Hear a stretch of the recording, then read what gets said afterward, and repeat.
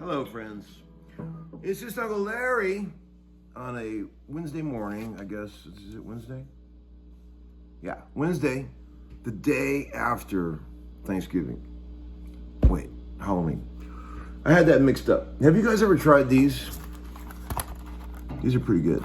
Walker's shortbread rounds. Highly recommended with your morning coffee. So here it is, kids. It's back from the shop. The basket case bird, the basket bird. Man, just cast thine orbs upon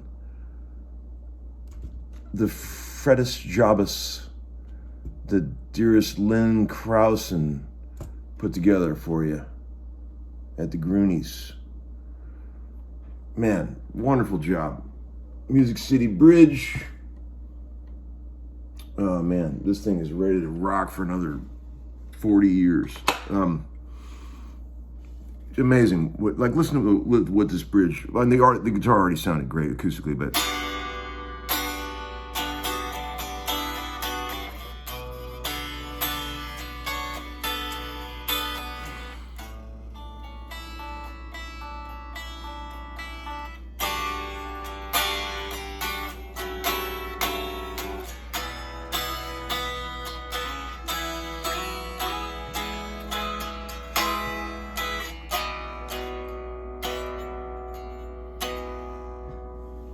you think the creators of this instrument ever imagined it being that in tune?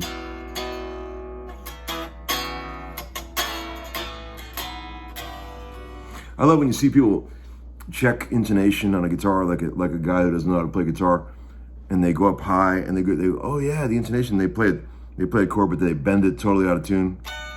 Yeah, great. You got to be careful. You don't bend your chords, people. You want to make sure you just put straight pressure down and don't get all bendy up here when you're like, or if you wanted to sound like Ziggy Stardust, which is probably one of the most out of tune guitar intros in rock history, but it's still amazing.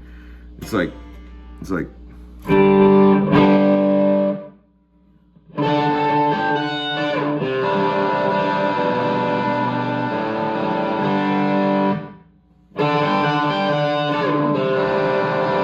not that out of tune, but it's one of my favorites. I love out of tune guitars. But yeah, it turned out amazing. Thank you, Lin, if you're watching.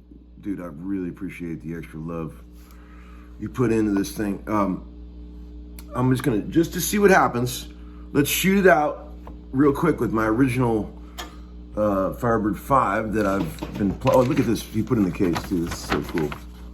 Look at all this, man. Original list price. There you go, with all the features that it had. There you go. Let's see what it says here. New style and solid mahogany body with special construction. One high-performance humbucking pickup with special nickel silver anti-magnetic cover. Brazilian rosewood fingerboard, inlaid dots and position markers. Sunburst high polish finish. Interesting. Heavy duty, individually nickel plated, fully enclosed machine heads with large metal buttons. 12-to-1 ratio. What is 12-to-1 ratio? Just kidding. Every time I make a joke like that, and there'll be 100 comments. Oh, Larry, 12-to-1 ratio is how many turns you. I'm kidding, people. I remember one time I said, PAF. What does that stand for? And there was like 1 million comments like saying patent applied for. I appreciate it, people, but sometimes I just joke around a little bit. You know, don't take me too seriously. That's the whole point. Anyway, I hope you guys had a fantastic Halloween. We sure did. Lots of candy grubbing. Lots of, see the old neighborhood there in the house I used to own? The one that I worked my whole life to pay for. There's a great setup for the trick-or-treating groups, and the people, there's 1 million kids, lots of expensive looking exterior lighting on the houses. Makes it quite nice. I got a gig today. I'm working in the studio today at this really cool studio called 1979, which is basically what the name infers. It's a very analog, old school studio down in Sylvan Park area of Nashville. Here, let's do a quick shootout. I've got the no balls on, the big jam distortion, and some mid-range boost coming from the GE7, okay? And so let's just do a straight bridge pick, a little slap back.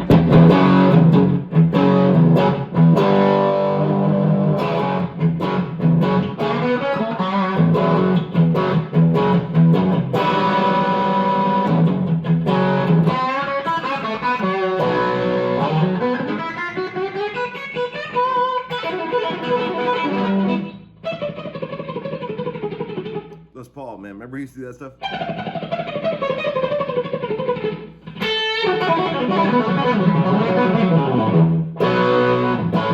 Okay, so there's straight bridge pickup on that one. I'll set this one aside. And here is the bridge pickup on my 63 Firebird 5. Now keep in mind, the pots have been changed to 250K. But let's just see what it does. I'm not sure if she's quite in tune here, but let's see. Oh, sorry, that's the neck.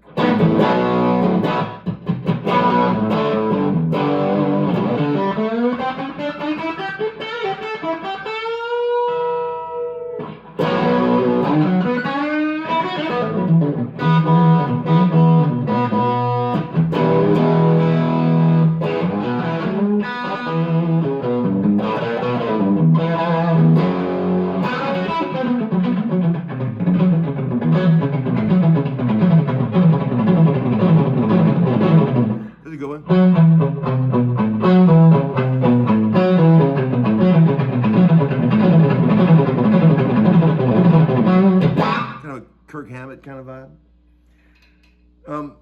Man, in the room here, this one sounds way fatter, way beefier. This one's got a little bit more sort of pleasant chime, I would say. This would be great through an AC-15 or an AC-30.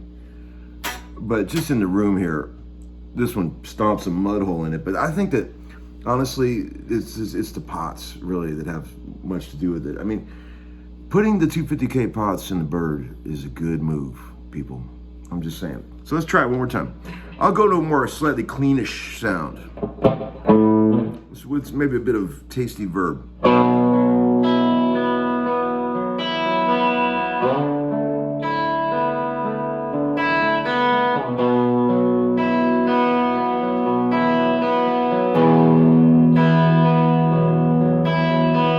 Slightly out of tune, but there we go.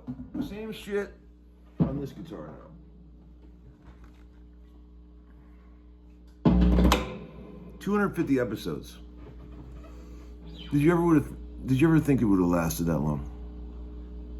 That's a lot. You know what I think I'm gonna do eventually? I think I'm gonna, because there's like 800 videos up on my channel, which is a bit overkill. 3 or 4 would do. I might just go through and delete all the ones that aren't the actual episodes, just to clean things up a little bit. You know what I'm saying? We got a little bit of oversaturation with Uncle Larry going on the internet. Here's that bridge pickup. Same thing.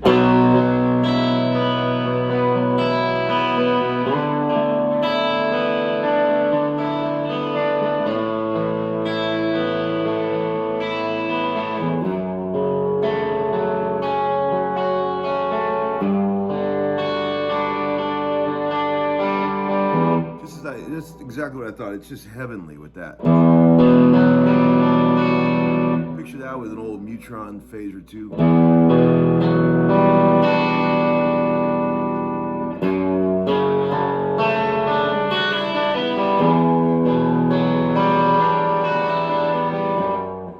Man, this is a cool guitar, man. They both have a totally unique sound. Let's do one more check. Acoustic test. Okay, I'll turn the amp off. Here's the acoustic sound.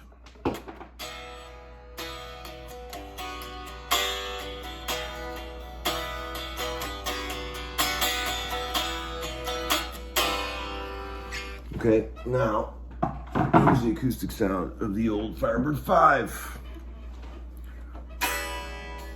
Wow. I mean, that one's like that's like twice as loud acoustically.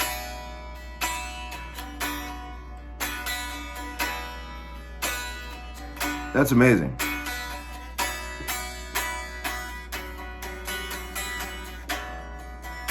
Wow. Let me check that again. That blows me away.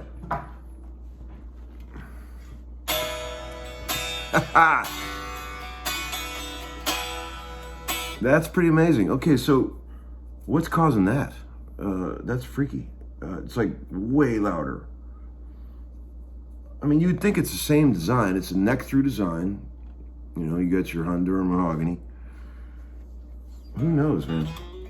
Send that one off to the lab for a little analysis.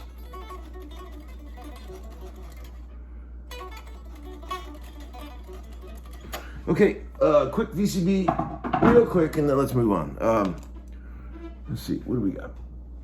One guy said, Tom, what's your favorite song by The Cure? Oh, dude, Fascination Street. Remember that one? Good stuff, man. I feel better knowing you're out there kicking around. Man, little thoughts like that really mean a lot to me. I appreciate that, you guys. I'm just doing what I can to help us all get through this mess. Snow in Cleveland last night. Pretty cold, but the kids still came out. Yeah, I'll bet it was cold up there. Lord. It wasn't too bad around here last night, but let's see. But does Kirk Hammett have two beautiful boys that bring him joy and laughter every day? Book for the win. I'm not in a competition with Kirk Hammett. How could I? I like Kirk Hammett. I'll bet him and I would have a nice chat if we ever sat around and got to talking about stuff. He seems like a lovely fellow.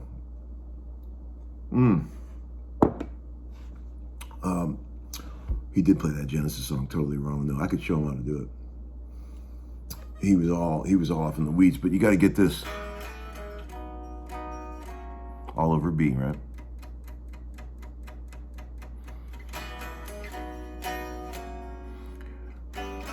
That's the part people always mess up.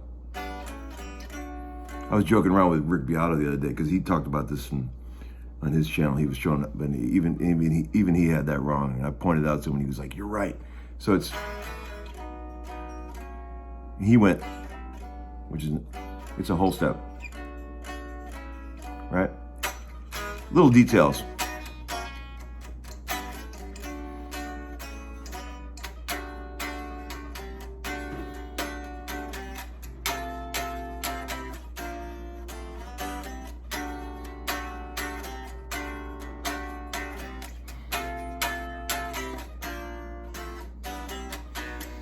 It's driving me mad.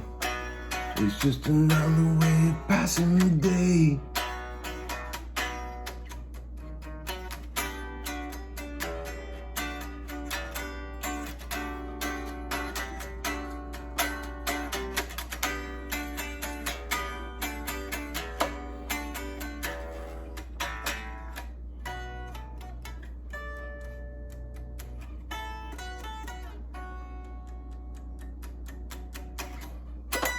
Yeah.